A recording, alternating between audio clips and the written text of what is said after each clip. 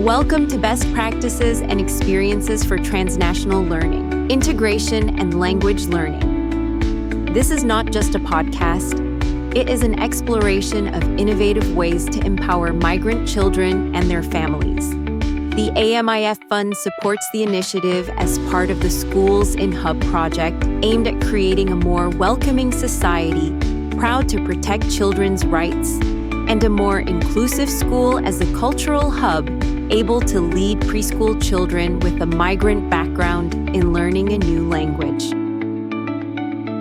Join us on this exciting journey to discover good practices that create connections between different countries.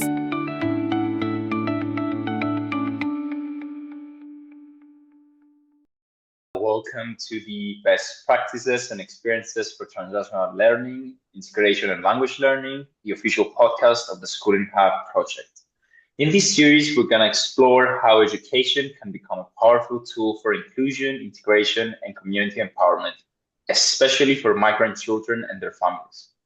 A few words about the project. SCHOOLinHUB project is a European project funded by the AMIF program, aiming to transform schools into inclusive hubs where newly arrived children aged 4 to 7 and their parents can thrive.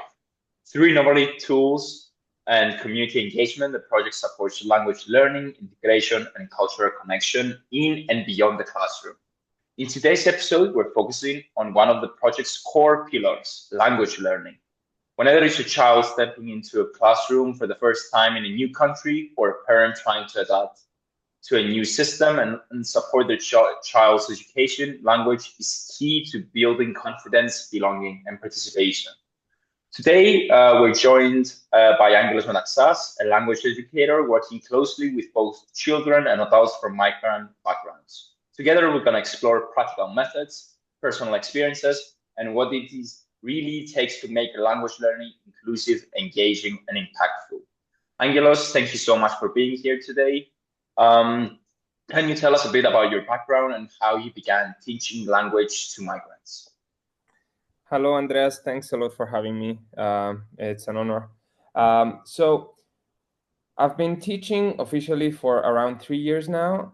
However, I've been in the teaching, if you can call it industry, all my life since my mother has an English school in Limassol, where a lot of migrants and, of course, local students have been attending for 30 years now, actually. So yes, that is pretty much my experience in terms of being around the schooling system. I've been around it since I can remember, honestly, but I've officially been teaching for the past 3 years now, both adults and children from all around the world.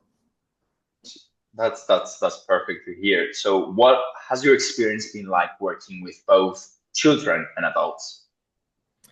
Well, it's quite fascinating, really, to look at the differences and intricacies of teaching these age groups.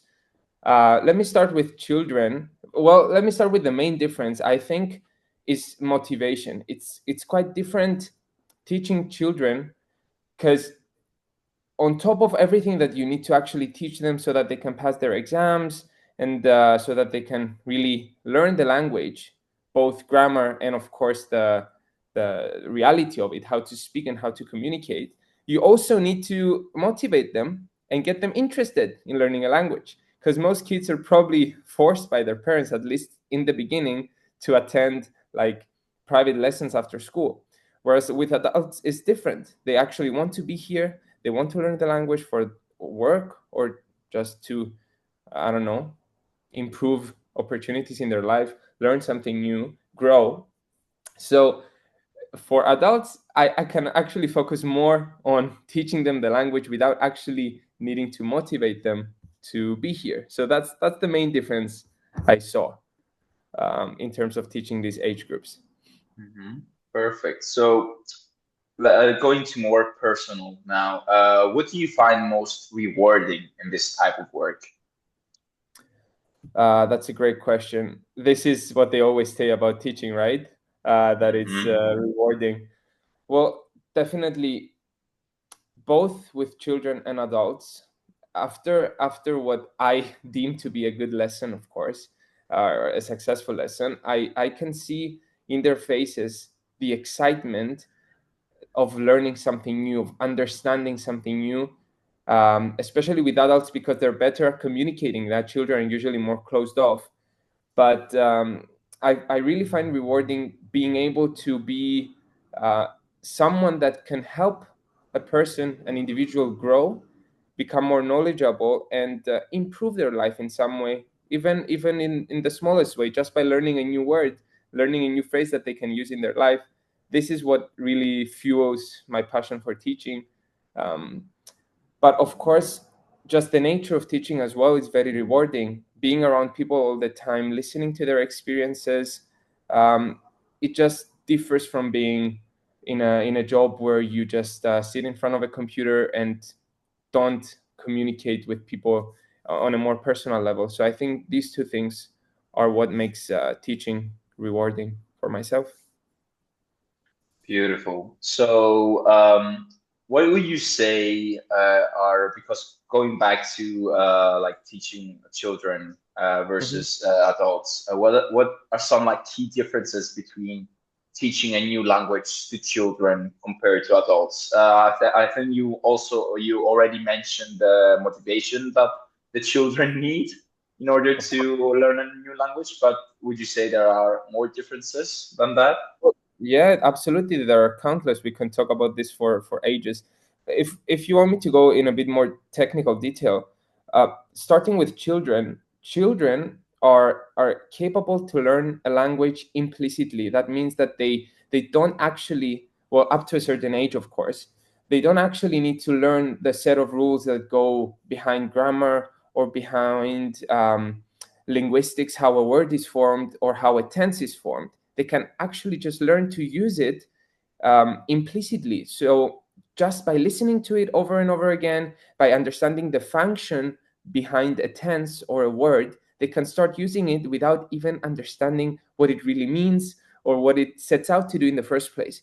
Whereas adults, when they pass, especially the teenage years, and they go into their adult years, 18 or even above, they actually learn better when they explicitly understand how a tense functions, how a word functions. They want to understand the reason behind why something exists in a language, and they're really fascinated by that. And I see that they want to learn every little detail when it comes to the rules behind the language. So it's quite different approaching teaching children and adults, of course, by that, because children are usually bored with rules.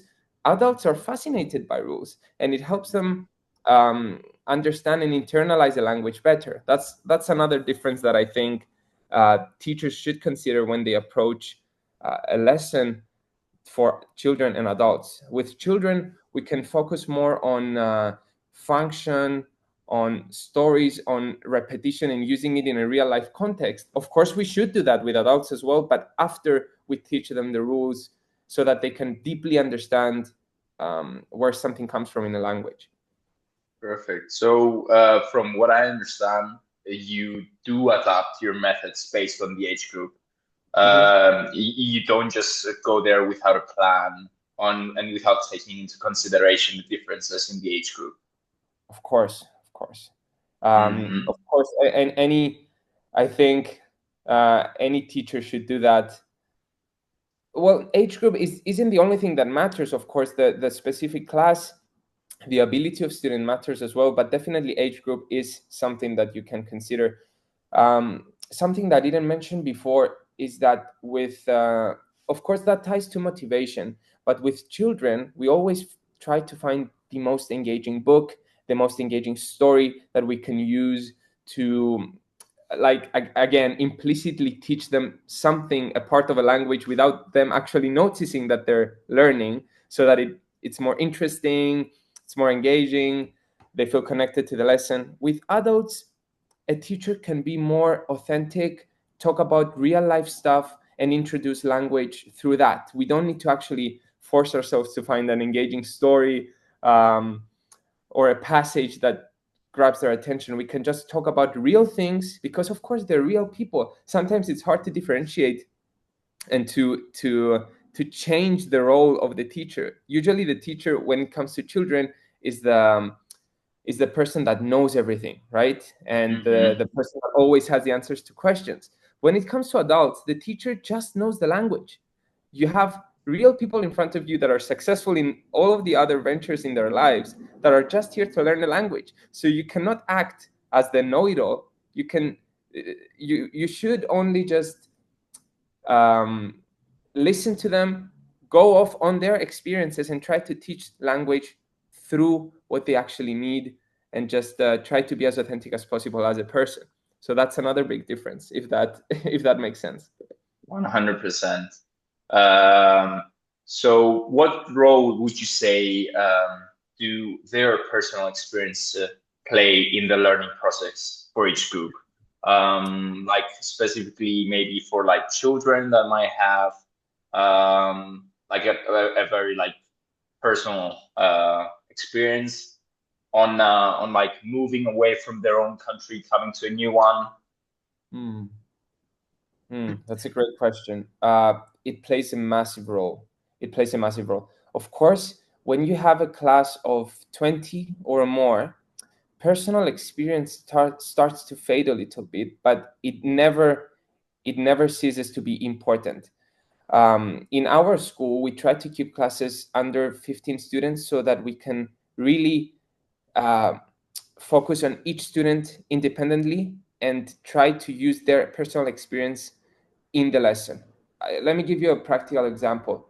Right now, I'm sitting in my class, and in my wall, sorry, I can see posters from the last project we did as a class that aimed to introduce different cultures to the class. So each student had to do a project on a country that they chose, and the project was asked them to introduce some of the most interesting aspects of culture all around the world. So it gave another chance to students that came from different countries that moved because of wars just or because they wanted a better future to really share some of the interesting aspects of their country, share some experiences, and it gave them a platform to introduce themselves and who they really are to the rest of the class that might, for example, here in Cyprus, that might all be Cypriots, and that they might be unaware of what's going on in other countries. So definitely personal experience plays a massive role with children,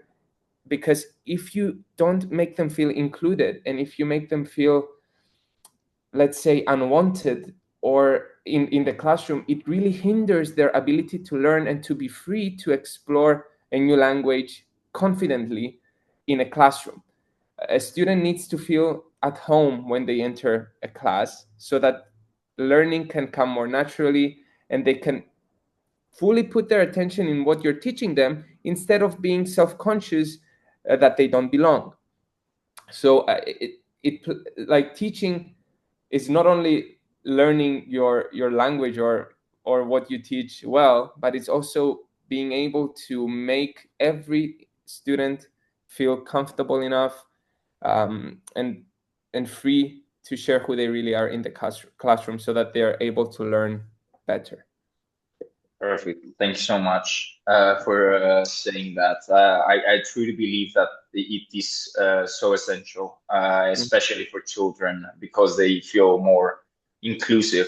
So, on the end of that question, like, what are like some practical tools or techniques that you use to make language learning more inclusive for the students, both children and adults? Hmm. Okay, let me start with adults because it's a bit easier.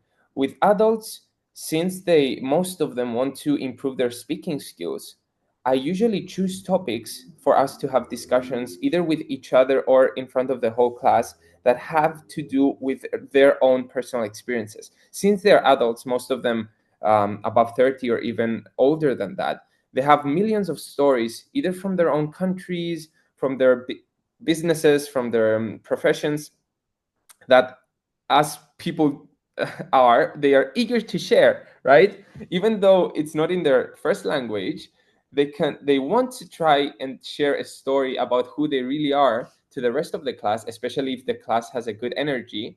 So a practical tool is incorporating their own personal experiences in speaking activities when I can, so that they feel like oh, I'm not a student in this class, I'm me that's in a good group of guys that, and I also learn a language at the same time.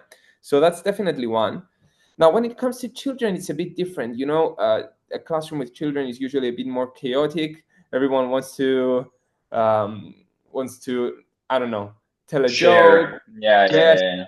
start the class in a funny way. So you need to do it a bit more methodically.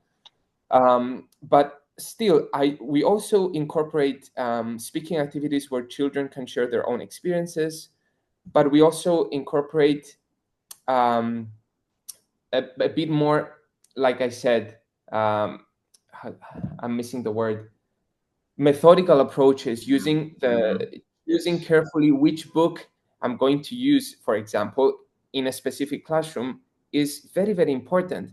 I Before we start planning the lesson plans for the whole year, we check different books from different publishers, and we pick ones most of the time that have inclusive lessons and that have interesting um, modules that can enable students to not only share their own experiences but also learn about different cultures and different what's going on around the world. So through the books that we choose, there are a lot of activities that enable students to either learn or share experiences on their own.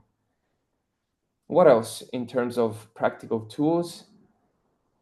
Yeah, my next question was gonna be in more like, because we're talking about practical tools, I would say like if you apply like approaches like gamification or Mhm. any like storytelling or social stories to your teaching, because that might encourage the classroom to be a little bit more creative and Mm. have interaction, especially when you have people from diverse cultural backgrounds.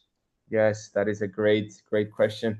Um, as a Personally, I love games. It's all I do with my friends. So I try to incorporate that in my effort to be an authentic teacher, right? I try to Mhm. incorporate things that I like as well in the classroom. So games are definitely a very fun and interactive way to introduce language learning and to engage a class that might be a bit that might have lost their energy because either the lesson is boring sometimes or the thing that you're teaching might not be as interesting. So games definitely, if you want to make the class more interesting. But the real gem here is stories, and teaching through storytelling is an excellent way to make a class more inclusive, because stories are engaging no matter where you're from, right? A good book can engage a person from all different backgrounds.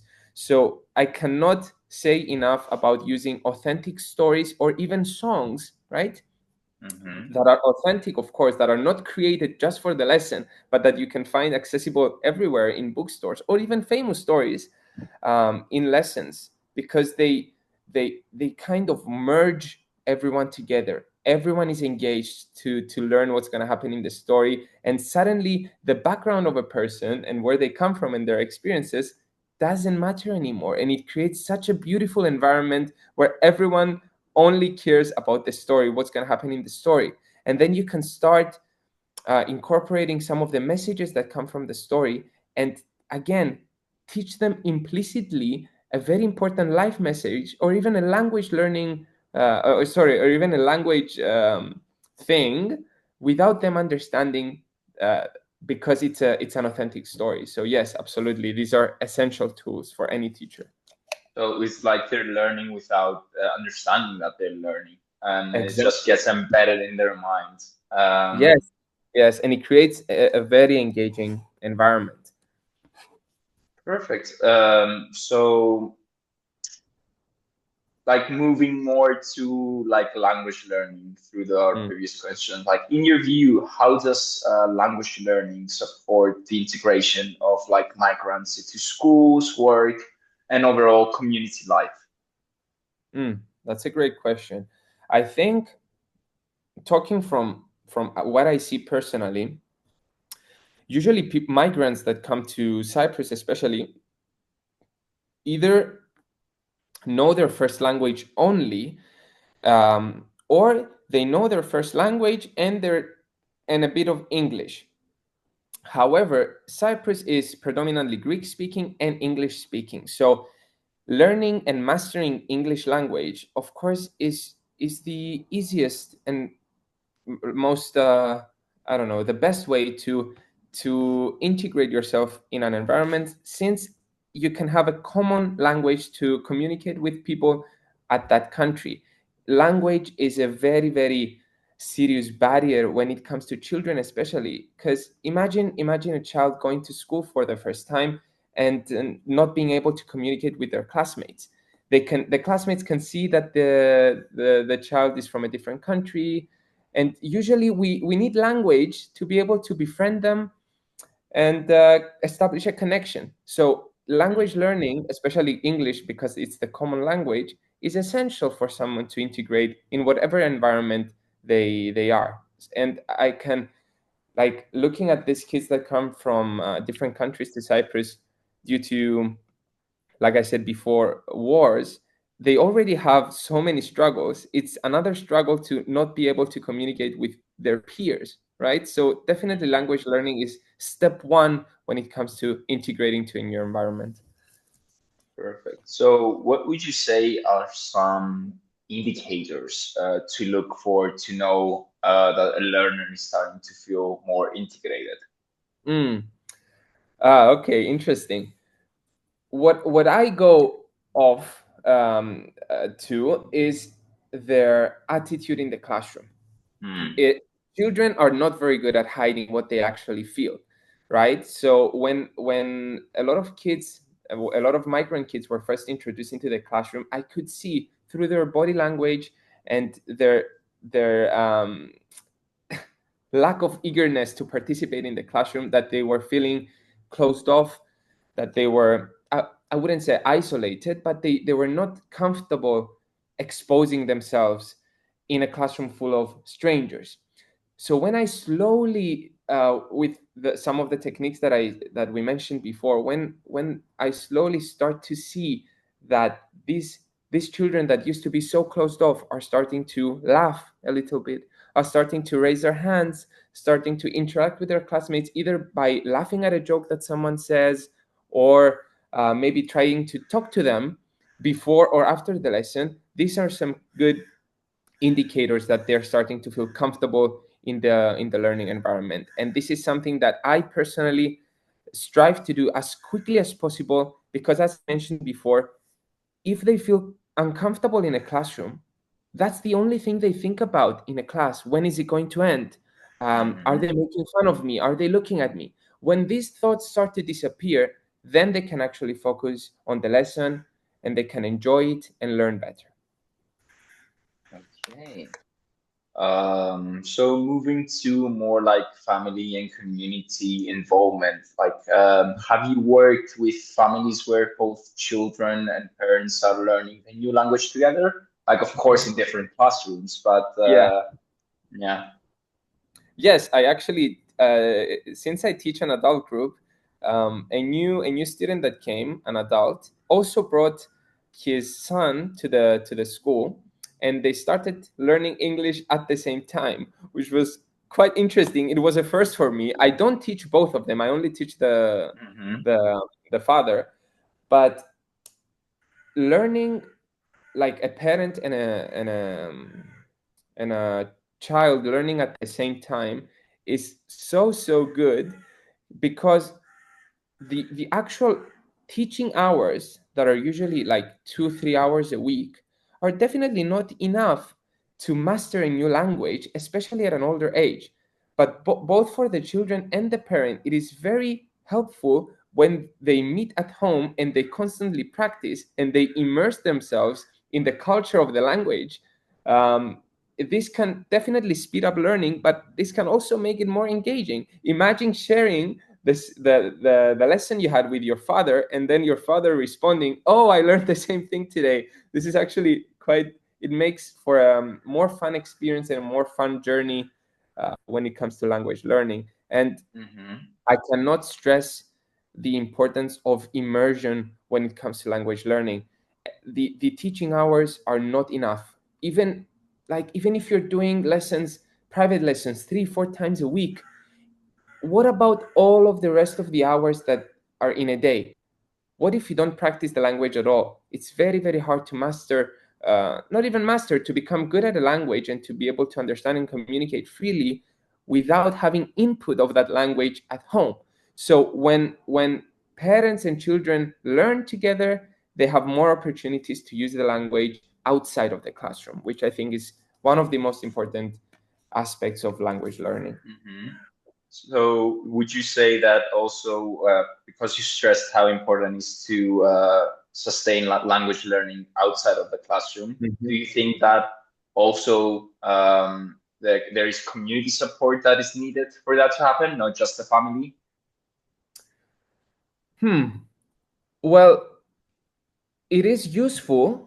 I wouldn't say that it is specifically needed. So, for example, if someone didn't have a group of friends or an activity that they do that they can use that second language, it's not that it's impossible to learn the second language without a community that uses it, but it's definitely helpful. What some of my students did, my adult students, is that after the lesson, they set up like a small community of 3-4 people, and they usually go for coffee after the lesson, and they have this rule where they can only speak English at the during their coffee. They're all of them are from Russia, so they have a common language, but they don't use it so that they can practice their English more. So this kind of community activity can be amazing in terms of language learning.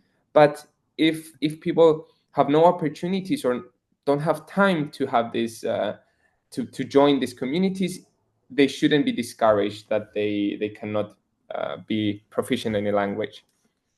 Mm-hmm. So coming to the closing of our podcast episode, some final reflections and advice. What advice would you give to new educators who are about to teach migrant learners? Well, I also consider myself to be a new educator, but I'll give some advice, no problem.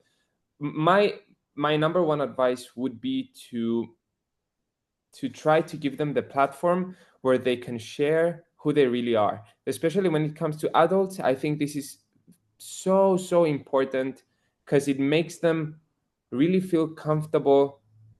And adults, the thing with adults is that due to their busy lifestyle, they usually tend to go in and out of how excited they really are to learn a new language. So what I saw, because I saw a lot of adults come and go, the ones that stayed are the ones that felt connected to the group of guys, the group of people that are in the classroom. They establish friendships, and everyone knows who everyone is and who they really are, where they come from, and their stories. So I think it is important for the teacher to facilitate and give the adult students, the opportunity to share personal experiences, share what they do for a living, share their family stories and anything they want to, so that a community can be created where they feel comfortable and eager to come to every lesson to see their friends and to learn the new language. When it comes to students, I would say specifically for migrant students, the teacher needs to be very mindful and very considerate of how each student reacts in the classroom, their body language. As I said before, the children are not very good at hiding what they really feel, so the teacher needs to be very I forgot the word. Very careful and considerate. Mindful, you would say. Mindful, yes, of how of what the student tells just through their body language, so that they can make them feel comfortable as they go. And they should really do their best to include migrant students that are usually hesitant to even raise their hands or say an answer. Try their best to make them feel safe so that they can share their ideas in the classroom, and then they will be able to start sharing some stories of where they come from and their life experiences. So that will definitely be my main point of advice. Make the students feel comfortable, make the classroom environment feel like home. I know this sounds like a cliche, but I think it's really important when it comes to migrant students, especially. So, what's one tip, like, or message you would always share with your students, whether they're children or adults? When it comes to how they can improve their language learning, you mean? Yes, exactly. Or maybe like you could also go on with a more like life-oriented or community-oriented for them to feel more included in the community that they live in. Interesting. Well, what I usually consider my main message, and of course, what the school's kind of policy is, and what we encourage students to be, is on top of our responsibility is not only to teach language, but to also foster some good morals. Like respect, discipline.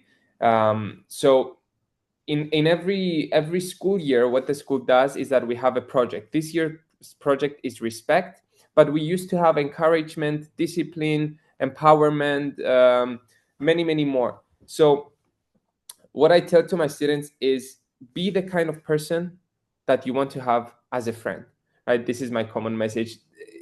This doesn't have to do with language. This has to do with how to be a good person in a community, in a group of people. So that's what I usually tell them. I really try to encourage respect in the classroom and completely eliminate even the smallest signals of bullying or disapproval, because students and children, they're sometimes unaware of how a comment or a laugh can impact someone that might be more sensitive or that might feel less comfortable in the classroom. So I always try to instill to them the value of respecting each other, encouraging people to share their opinion even if it's wrong. So that's the main thing that I try to do in class. When it comes to language learning, my number one piece of advice is continue learning at home. Find something that you're interested in. That can be a podcast for an older student, or that can be even a YouTube video of your favorite YouTuber doing a random thing, but you hear the language all the time. You listen to songs, you are seeing movies with English subtitles, and that is number one tip outside of the classroom. So, coming to my last question, what is the most powerful long-term impact you've seen from language learning? Oh, wow. That's a great question. I've had the opportunity to teach the same class of young students for 3 years now. That's not very common when it comes to our school, because each teacher usually is assigned to one or two like groups, years, if you could say. But I had the opportunity to teach this specific group of people for 3 years now, and this I did with some children aged 9 and they are now 12, but also I've kept the same adult group for 3 years. And some of the most fulfilling things that happened in this classroom is that I saw students that in their first year either couldn't produce a sentence in English, and now they can fully communicate and share stories, which is amazing to see that growth.